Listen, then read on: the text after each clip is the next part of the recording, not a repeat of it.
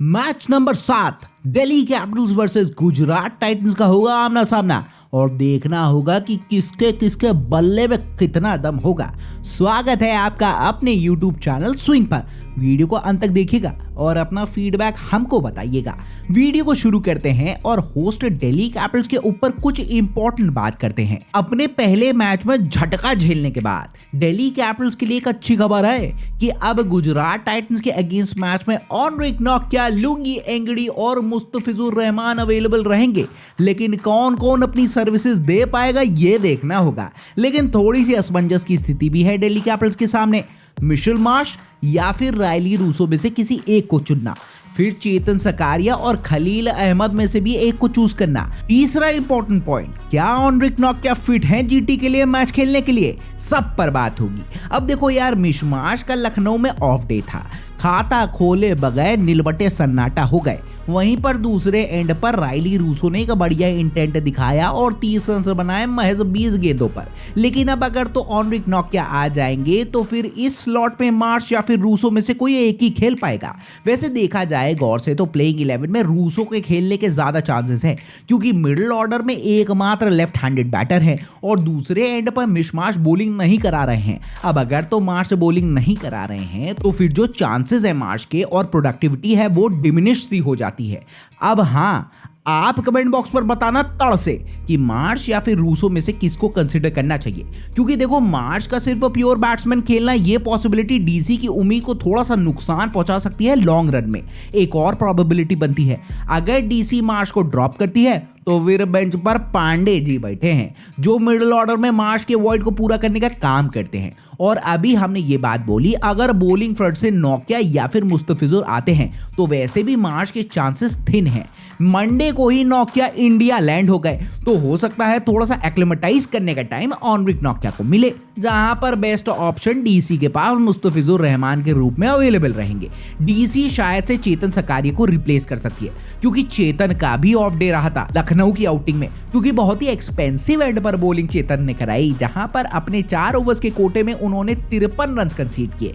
अब एक और बड़ा क्वेश्चन है दिल्ली कैपिटल्स के खेमे में आ रहा है, क्या सरफराज विकेट कीपर रहेंगे? इस डिसीजन को किसी ने भी कैसे लिया हो, लेकिन इस डिसीजन के लिए सुनील गावस्कर साहब ने बहुत डीसी मैनेजमेंट को क्रिटिसाइज किया। आईपीएल 2023 के पहले बहुत बड़ा हाइप था डोमेस्टिक स्टॉलवर्ट सरफराज खान के ऊपर, लेकिन यह समझना होगा कि वो रेगुलर विकेट कीपर ऑप्शन नहीं है और शायद से यही प्रेशर कहीं ना कहीं उनको बैटिंग डिपार्टमेंट में आगे कैरी फॉरवर्ड हो गया।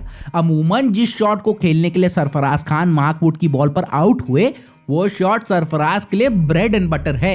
रिकी पॉन्टिंग ने वैसे भी चेताया था कि अगर सरफराज उनके लिए काम नहीं करते तो ऋषभ पंत के लाइक फॉर लाइक रोल के लिए अभिषेक पोरल को चांस दिया जा सकता है।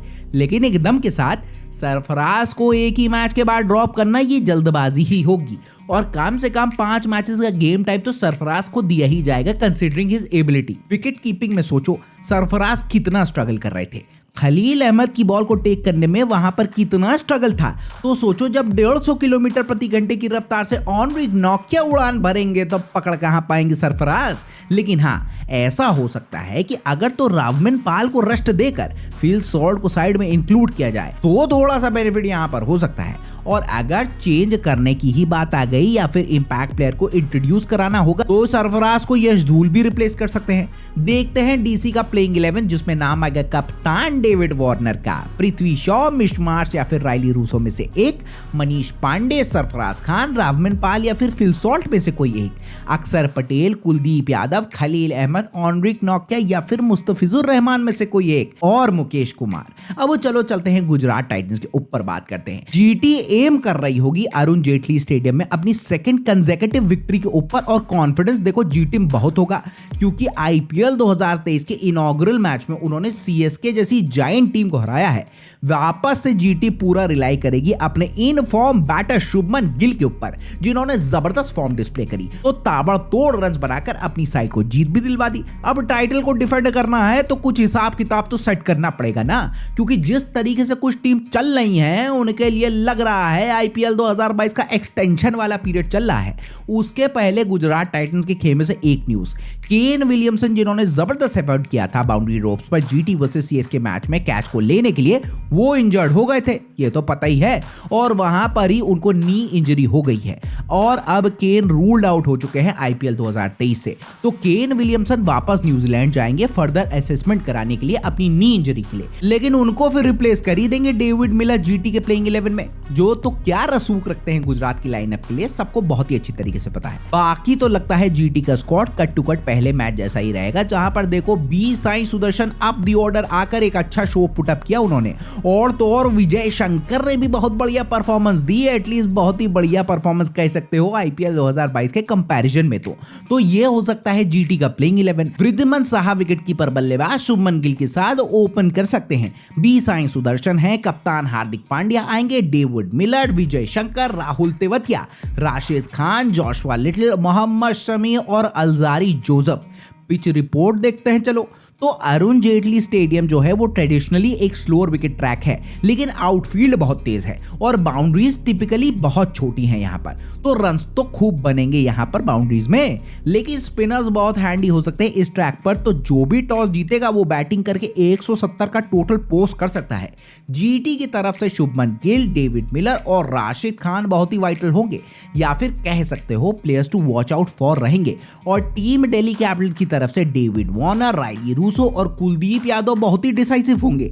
तो ये था समीकरण। वीडियो अच्छा लगा तो लाइक शेयर कर देना भैया, कंटेंट अच्छा लगा तो चैनल को सब्सक्राइब जरूर कर देना, और अपना और अपने घर वालों का बहुत ज्यादा वाला ध्यान रखिएगा, नोटिफिकेशन का घंटा भी प्रेस कर देना। फिर मिलते हैं आपसे। जय हिंद, नमस्कार।